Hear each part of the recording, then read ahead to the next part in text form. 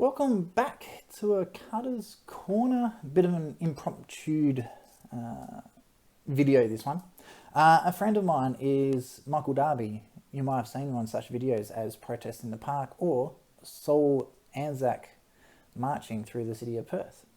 So yes, Michael Darby is the elderly gentleman who walked through, I think it was St George's Terrace, to support the ANZACs. So couple of things I wanted to talk about with that one. So the first one is I'm going to discuss Channel 9's report by Gary. I think you pronounce it Adshead. I've got another name for him after he called me and my daughter arseholes. You really are an arsehole. He was openly attacking Michael. I don't think it was actually intended to attack Michael. I think what it was actually a very poorly masked attack on Channel 7. So a lot of people don't know this. The media companies love ripping into each other. Any chance they get where one media has portrayed someone incorrectly or whatever, they'll rip straight into each other. Channel 7, Channel 9 are kind of notorious for it, which is kind of funny. I've got no love for either of them. So I just want to unpack the Channel 9 one first. So I think it's about 58 seconds into the video. He was saying that the police escorted him off the road and tried to put a stop to the march. That actually didn't happen. I've spoken to Michael and he was saying that the police were extremely supportive of what he was doing. They actually formed a impromptu guard of honour for him and escorted him all the way to the end of the march, where he read them some poetry or recited them some poetry, and then they were off on his way. There was no talk of restrictions, no talk of imposing penalties. Nothing happened. Like the police officers that attended were actually really, really awesome from what I'm hearing. They treated him with respect. The other thing you got to remember, he's over 70. People are kicking up saying, "Oh, he's not wearing a mask." At 70, if you don't have like lung problems, you're lucky. I think you'll find a lot more people would actually have lung problems or health problems around respiratory systems than they don't. So there's also the other very rare disease called common sense, where people don't wear masks. So personally, I don't like them. Healthy people shouldn't be wearing them, as per Andrew Miller, the health guy from the AMA, who's been advising Mark McGowan what to do.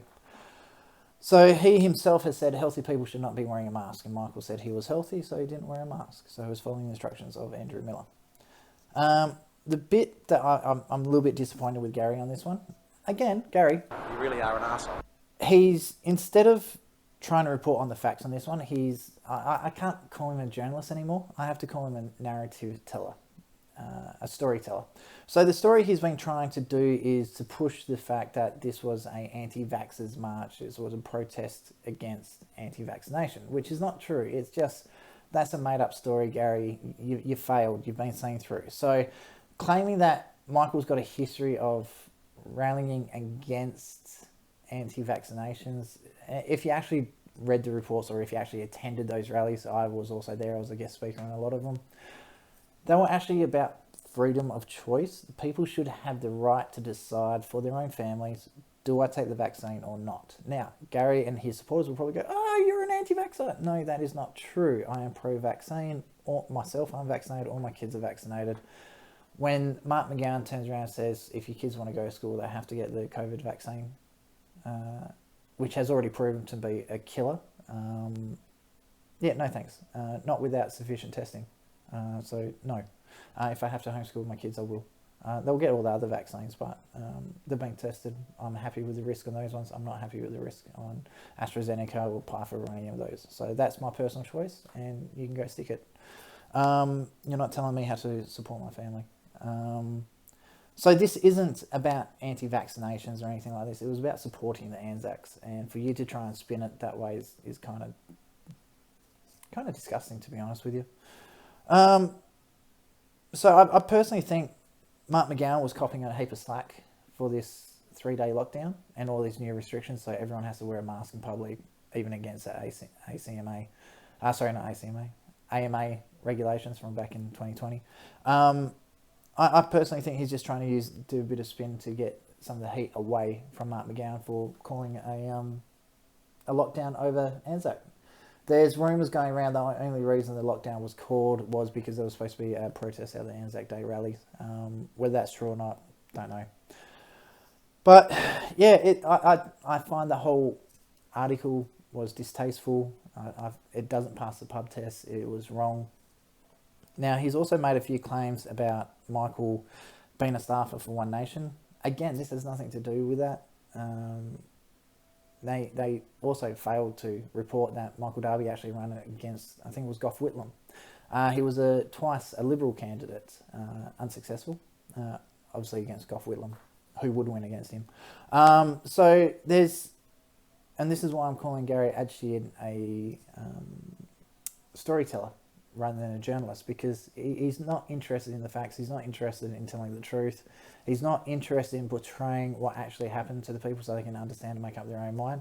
He's like, right, how can I manipulate the viewers to believe what I want them to believe? And that's wrong. For a journalist, you shouldn't be doing that. You should be just keeping it true. Here's the facts. Make your own opinion up. Now, I need to have a crack at Channel 7 now. So what the people who first aired the story was Channel 7. And it was actually a really, really, really good article. So kudos for that good article. The bit where I've got to criticise you guys is you've used footage, and here's the picture, that appears to be either from a speed camera or CCTV footage for the City of Perth. I have contacted both the West Australian Police and the City of Perth, and they're both saying, no, that's not our image, it's someone else's. And they're both pointing the finger at each other. Now, I said, okay, that's fine, whatever, moving on. Are you guys allowed, if it is your image, are you allowed to release it to journalists? And both have said, no, the only way we can release it is if there's a search warrant or there's some sort of instructions for some sort of prosecution within the crime. They never release these images to the media. So that got me thinking, has Channel 7 or Channel 9, whoever got the image first, have they been getting information from within the police or within the City of Perth? Have they been leaking it? Who's been leaking it? And does the CEO of the City of Perth or does the head of the police know that there's someone within their ranks who are leaking all this information? It just screams dodgy to me. It doesn't pass the pub test at all. So I think Channel 7, City of Perth and the Western Australian Police need to step up. I think they need to be active and proactive in this. They need to say, right, this is where the image came from.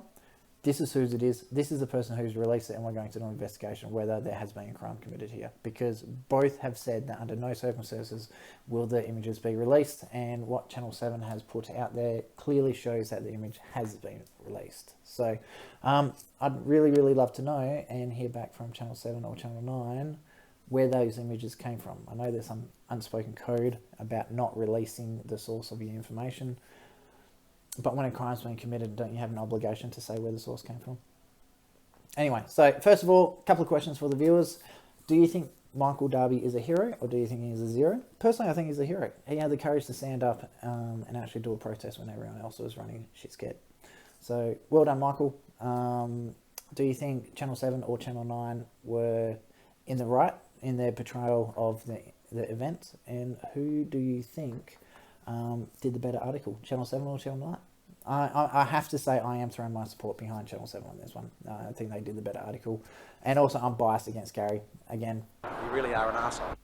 bit of an a-hole. So anyway, that's been Travis Carter, bit of an impromptu video. Hope you enjoyed it. Let us know what other issues you would like me to discuss and you'll be getting a lot more.